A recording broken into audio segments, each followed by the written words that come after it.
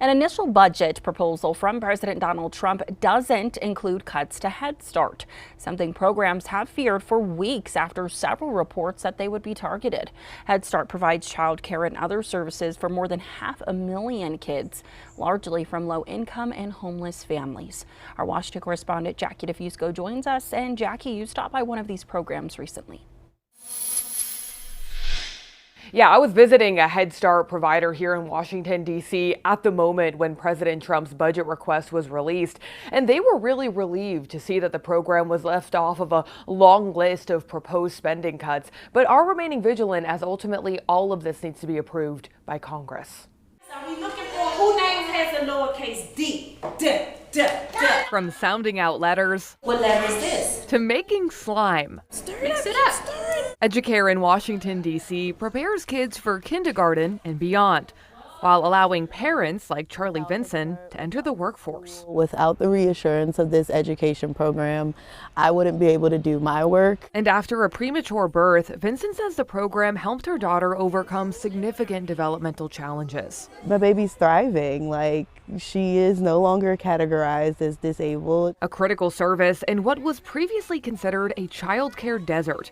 This Head Start provider, like hundreds of others across the country, gets the vast majority of its funding from the federal government, according to CEO Jamal Berry. We would be at a real risk of closure if there is a cut or elimination of Head Start funding. That's a recommendation from the conservative policy blueprint Project 2025 that the Trump administration was reportedly considering.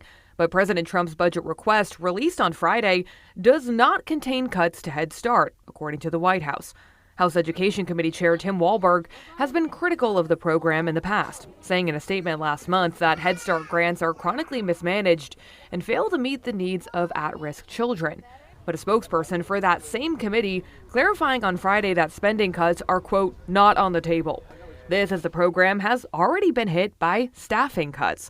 The Department of Health and Human Services abruptly closing 5 of 12 regional offices serving Head Start back in April. That has led to a lot of uncertainty, a lot of confusion, not knowing who to talk to when there are challenges with us receiving our funding. Back at Educare, Berry is urging the Trump administration to send more resources to Head Start.